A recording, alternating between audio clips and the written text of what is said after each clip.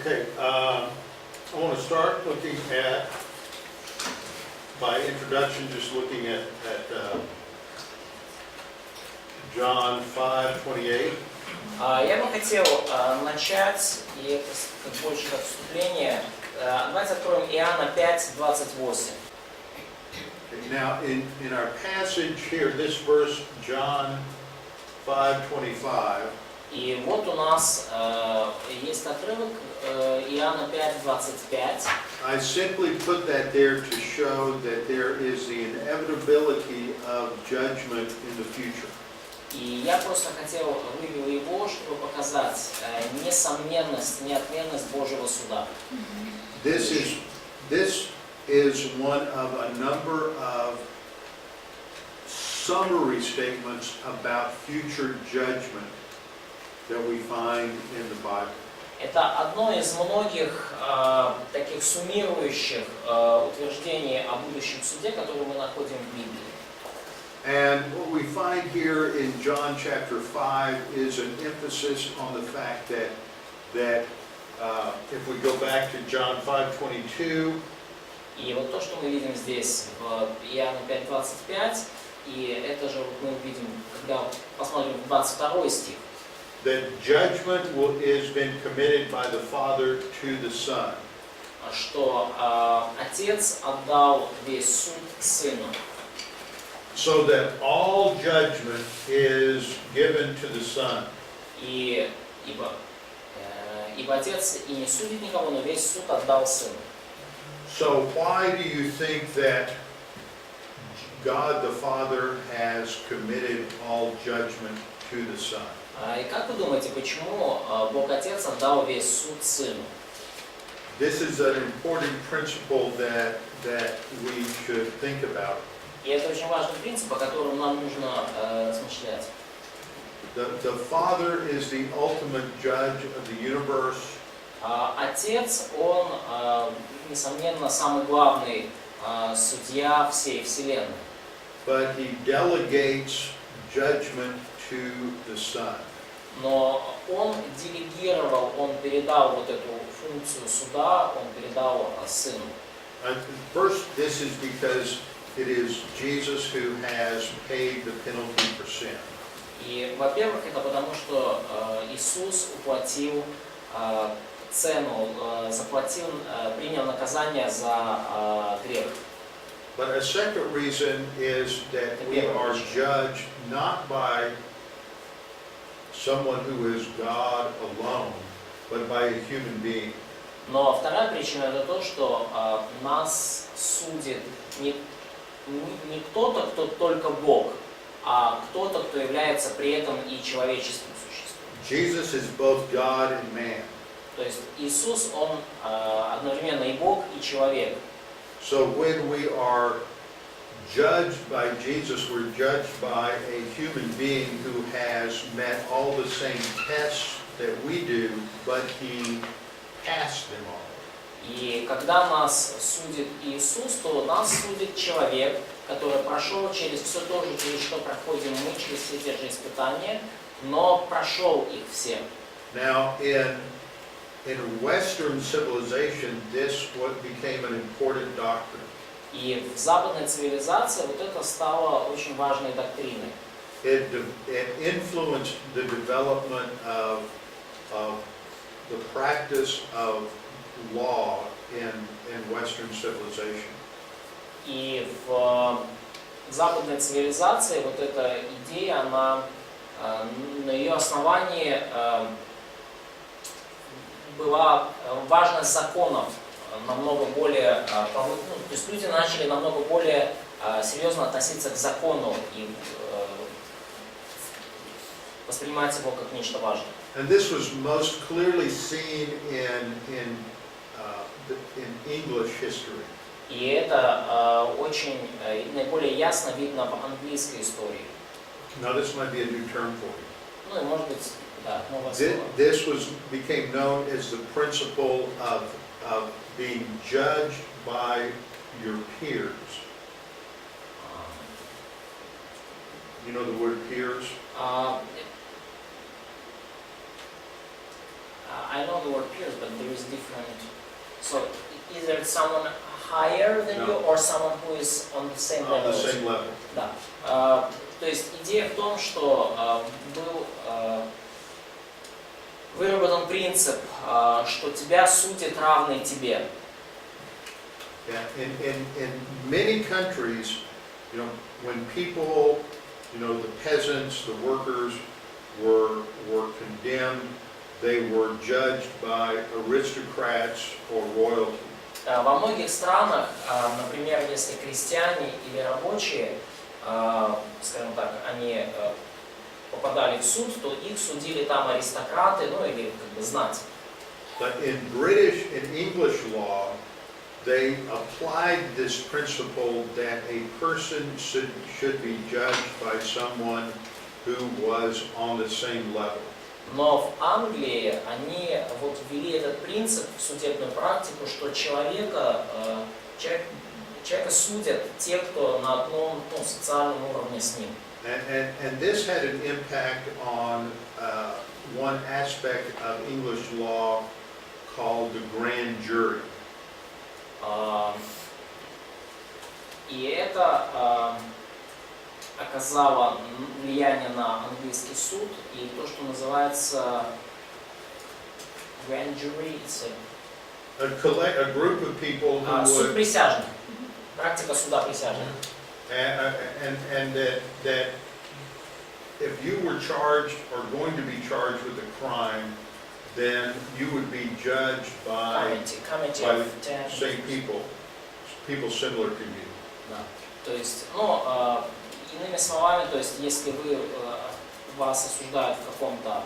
Okay, so that's just an example of how biblical teaching should have an impact and change society, how we conduct business.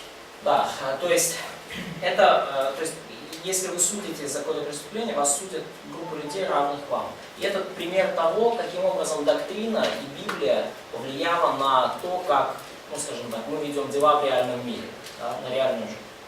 Now in John 5:28, И в Иоанна 5:28, we're told, or starting in verse 27, и даже мы можем начать с 27 стиха, the Father gives the Son the power to execute judgment. и дал ему власть, Отец, производить и суд, потому что Он есть Сын Человеческий. Now this is not talking about a specific judgment, but is summarizing the fact that that eventually everybody will be evaluated for either life or condemnation. И здесь не говорится о каком-то конкретном суде, но здесь просто подчеркивается факт, что в итоге все, что было сделано, пройдет оценку и получит либо осуждение, либо будет признано достойным жизни. Okay, this is emphasizing that that for those who are righteous, there will be a judgment. И здесь подчеркивается, что для праведных также будет суд. And those who have done evil will also be judged. И делавшие зло также будут осуждены. However, other passages break this down into different components. И так или иначе, в других отрывках это вот эти два, это уже разбивается в разные компоненты, суд над праведным и над злым. For example, the church will be judged at the rapture, at the judgment seat of Christ, which occurs after the rapture. Например, церковь будет судиться после восхищения. Это будет у судилища Христова. Believers who survive, or believers from the tribulation will be judged when the Lord returns at the second coming. Верующие, которые выжили во время Великой Скорби, будут судиться уже после второго пришествия Христа. And all unbelievers will be judged at the end of the millennium at the great white throne judgment. И все неверующие будут судиться после тысячелетнего царства возле Великого Белого престола. So I want to show you a slide И я бы хотел сейчас показать вам один слайд, that will help us understand this. который поможет все это понять. We'll come back and look at this slide many times. И мы к этому слайду еще вернемся и будем видеть его многократно.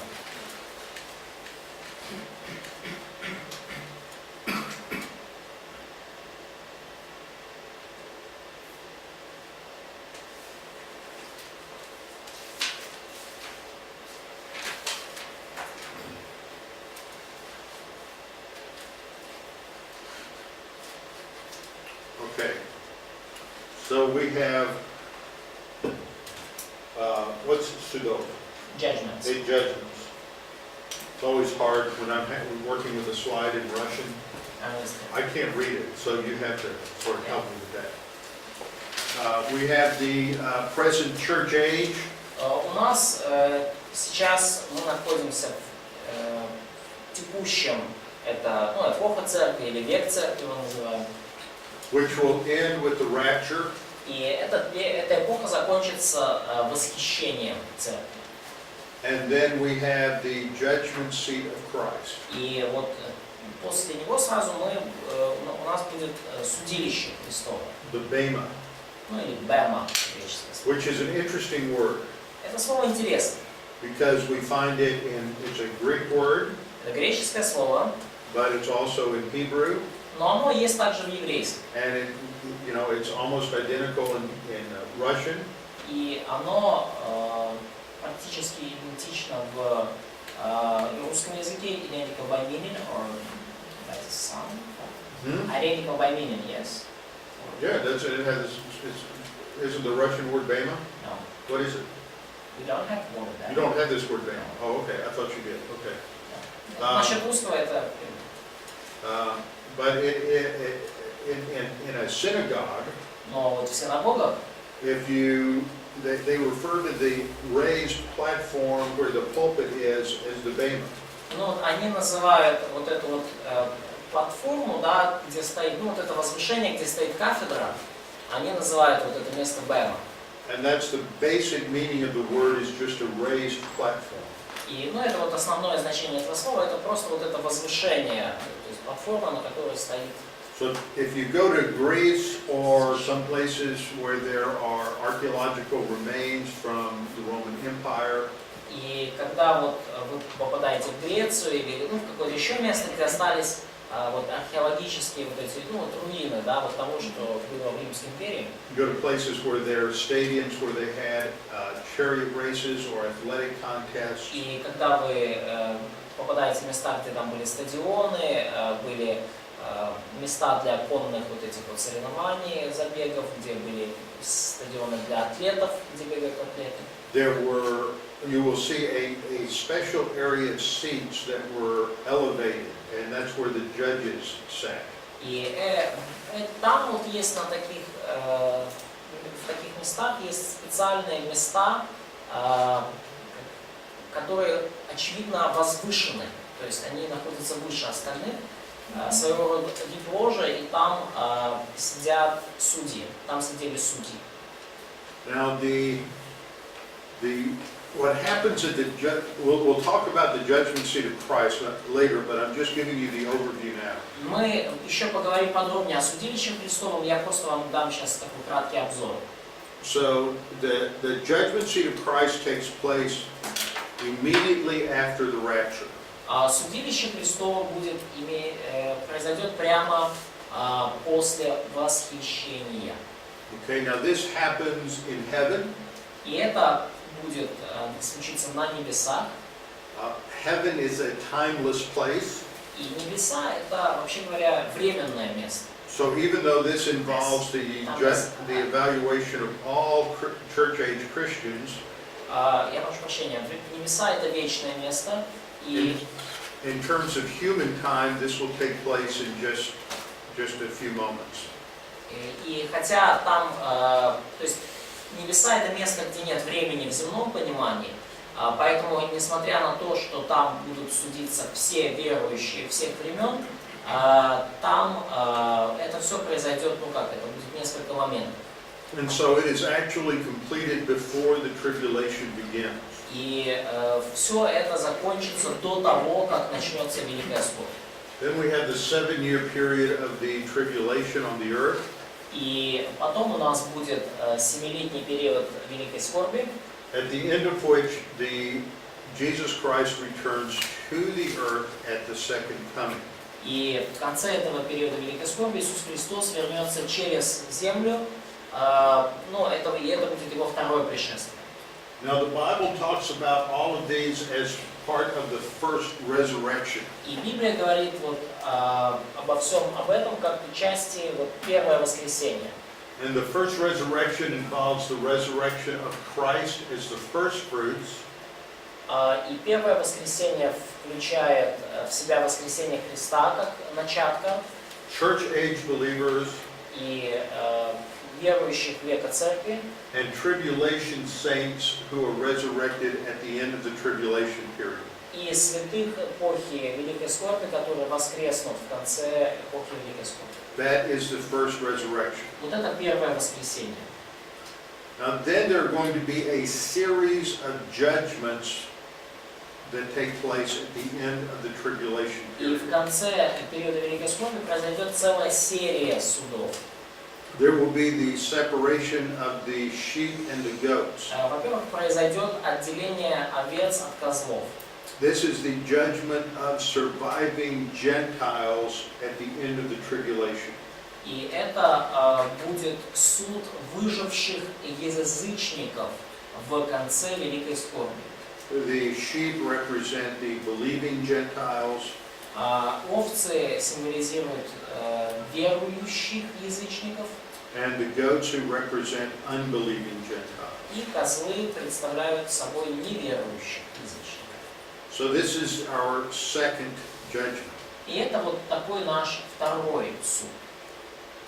Then there is a third judgment, which is the judgment of the Antichrist. И есть также третий суд, и это суд над Антихристом. And we're told that the Antichrist is thrown directly into the lake of fire. И нам сказано, что Антихрист будет отправлен прямиком в озеро Огненное. And then we have the false prophet who is thrown into the lake of fire. И туда же с билетом в один конец отправляется лжепророк. Okay, I always get confused on my numbering here. I think this is 4 judgments. Yes. Так, здесь у нас уже какие-то 4 суда случились. Okay, what is that? That, This. this is believing Gentiles. Okay. Judgment of believing Gentiles, believing Jews. Believing or because that's words. It's servants. Servant, Gentiles, servants. Jews. It's not believing. Right. Surviving. It should be surviving Gentiles and surviving Jews. Survive, not believing. It's not servant, that's those who survive. That's what I said, those who survive. Yeah, not believing, but those who survive the tribulation. Ага.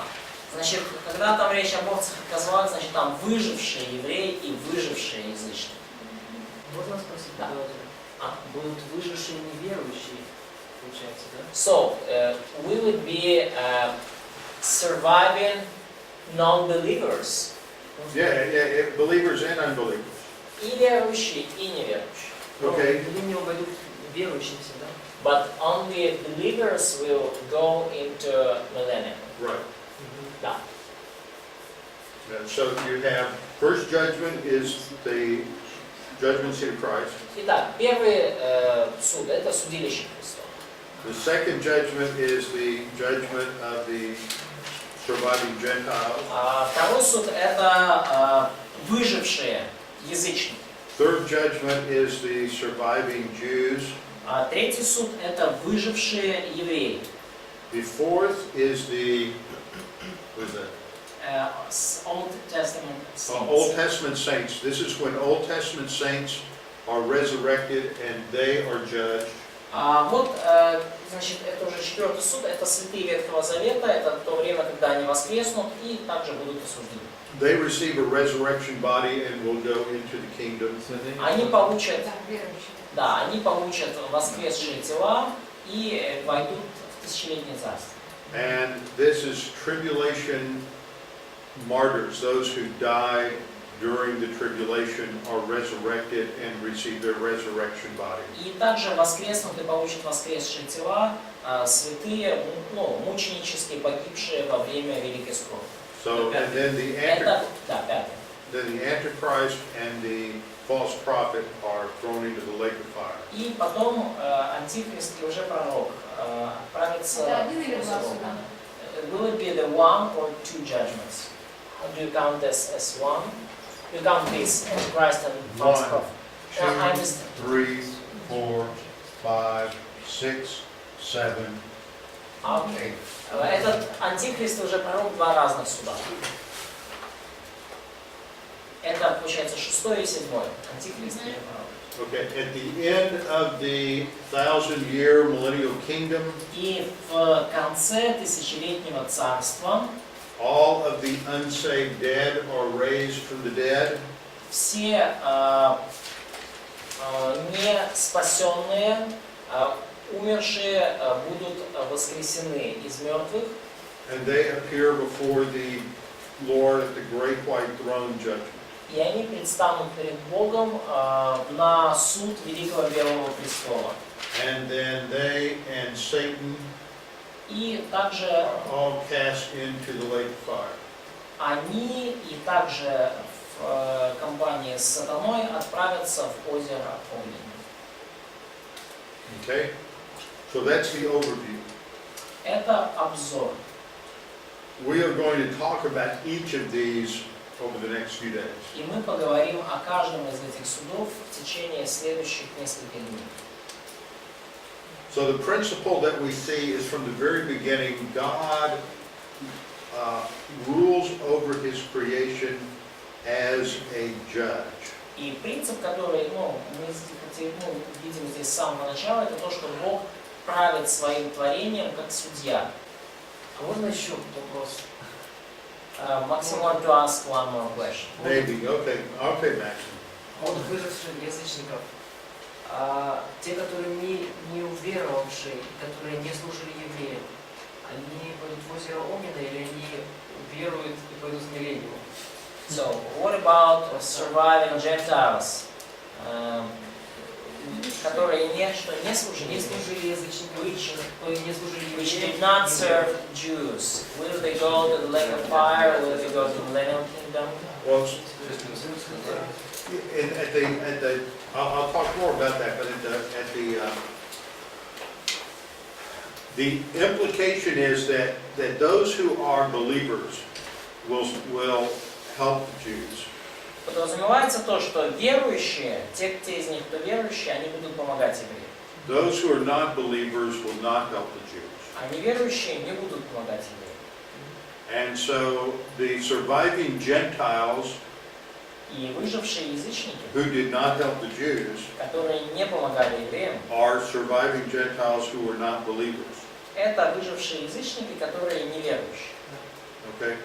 So there's a relationship there. So То есть есть тут определенная связь. the surviving Gentiles who are not believers will go to Sheol. И выжившие язычники, которые неверующие, отправятся в Шеол Until the great white throne judgment. до того, как случится суд Великого Белого Престола. As well as the surviving Jews who are not believers, they will also go to Sheol. И точно так же евреи, выжившие, которые были неверующими, они также отправятся в Шеол. We'll cover that in detail later on. И мы в это все в деталях рассмотрим немножко позже.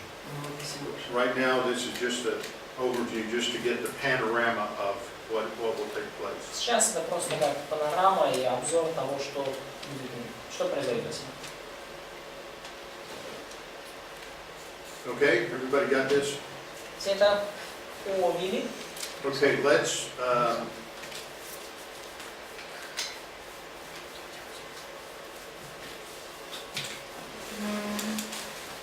go to the next point. What I want to do is talk about this principle of responsibility and accountability in history. И вот следующее, о чем я поговорю, это то, что у вас вот здесь в конспектах, это принцип ответственности и подотчетности в истории. And the first point is that we're talking about the fact that in God's creation there is judgment for sin. И первое, о чем я хочу здесь сказать в этом разделе, это то, что Божье творение подвергается суду за грех.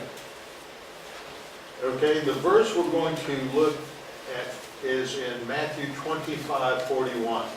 И стих, который мы рассмотрим, это Матфея 25:41. All right, so in Matthew 25:41, Матфея 25:41. we have a principle here. И здесь есть определенный принцип. Now the context is of the sheep and the goat judgment. Контекст это вот как раз вот этот суд овец и козлов. So the context is something that takes place at the end of the tribulation. То есть контекст это нечто происходит в конце Великой Скорби. You have one group that are the sheep, they are believers, Есть одна группа, это овцы и это верующие. and you have another group that are the goats that are unbelievers. И есть другая группа, которая козлы, и это неверующие. And to the goats who are on the left, Jesus says something that's interesting. И вот козлам, которые по левую сторону, Иисус говорит нечто очень интересное. He condemns them, at this point, I'm correcting what I said earlier, he condemns them to the lake of fire. И Он осуждает их, и мне здесь надо поправить то, что я говорил до этого, Он осуждает их на озеро Огненное. Earlier I said that the surviving Gentiles and Jews went to Sheol. I was wrong. И когда я сказал вот перед этим, что выжившие иудеи и язычники неверующие отправятся в Шеол, я был неправ. What we see here is that at the sheep and the goat judgment, that the unbelievers are sent directly into the lake of fire. Потому что здесь в этом стихе мы видим, что неверующие или козлы, вот, они отправляются прямиком в озеро Огненное. Because Jesus said, at the end of the judgment, Jesus says, "Depart into the everlasting fire." Потому что в конце вот этого суда Иисус говорит, что идите от меня в огонь вечный. Okay, now, and he calls them cursed. И он называет их также проклятые. So here is the word for curse. И вот No, I это can't read anything when it's up here like this. слово вот для проклятых, которое катапаумай. Kata ra'omai. Okay, and it means to curse or to execrate someone, to judge someone. То есть слово это означает проклинать кого-то, осуждать кого-то.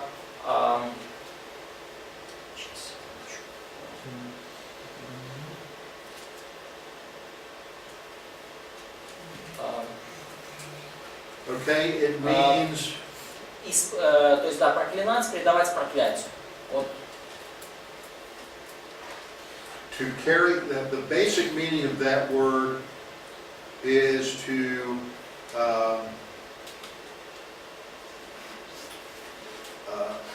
bring somebody to judgment. Ну и основное это значение этого слова это предавать кого-либо осуждению. Okay, now back to, so they have been judged. То есть вот эти люди были осуждены They're cast into the everlasting fire, и отправлены в вечный огонь, which has been prepared for the devil and his angels. и огонь этот был приготовлен для дьявола и его ангелов. Now the grammar of this verb is very important. И грамматика этого слова очень важна. Okay, it is a perfect passive participle. Это Совершенное. совершенное пассивное причастие. What does what does a perfect tense mean? What does that signify? Что означает вот это время perfect? Почему это важно? Что действие совершено, но имеет влияние на настоящее. That something is already done and its impact the eternity. Yes, it's completed action. То есть завершенное действие. Okay, and the word there just simply means that this had been created previously. То есть слово здесь, вот это уготованный, означает, согласно грамматике своей, что уже давно перед вот этими событиями был приготовлено этот огонь вечный. So it tells us that the lake of fire had already been created. И это говорит нам о том, что озеро огненное уже было создано до этого. But it also tells us that the devil and his angels had not yet been sent there.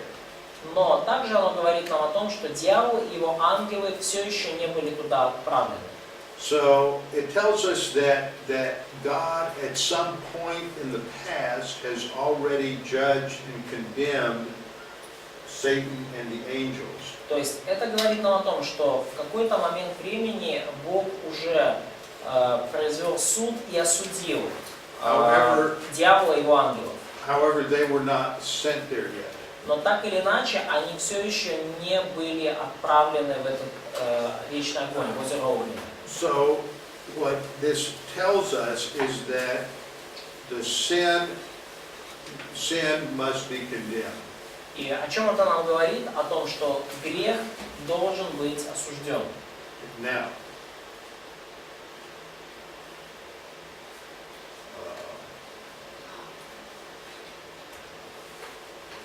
let's put a timeline here. То есть вот сейчас временную шкалу я набросаю. Here's creation. Вот здесь творение. Okay, and this is going to be the time in Eden. И вот это время в Эдемском саду. Now, at this point, И уже в этот момент Satan has already fallen. сатана уже пал. So sometime prior to creation, И то есть еще в какой-то момент до сотворения Satan fell or sinned сатана пал или согрешил and was judged by God, и был осужден Богом. was declared guilty Он был объявлен виновным and sentenced to eternity in the lake of fire. и приговорен к вечности в озере огненном. And the lake of fire was created. И озеро огненное уже было создано. But for some reason, God did not send him to the lake of fire yet. Но по каким-то причинам Бог все еще не отправил дьявола в это озеро. So there is a pause То есть есть определенная пауза until after the great white throne judgment, до суда у большого великого белого престола. that's a throne. Да, это вот трон. если кто. And then, only then, will Satan be cast into the lake of fire. И только после этого сатана будет отправлен в озеро огненное, после суда у великого белого престола. So all of human history takes place between the condemnation of Satan И вся человеческая история, по сути, имеет место между осуждением сатаны, вынесением ему приговора and the punishment of Satan. и наказанием сатаны. So somehow all of human history has something to do with this condemnation and punishment of Satan's sin. И тем или иным образом вся человеческая история имеет какое-то отношение к этому осуждению и наказанию сатаны. And what was Satan's sin? И в чем был грех сатаны? Pride. Pride, arrogance, who wanted to be like God. Заносчивость, да, гордость, он хотел быть как Бог. We'll come back and talk about Isaiah 14 И мы еще вернемся и поговорим об Исаии 14 главе, when we come back from the break. когда вернемся с перерывом. Okay?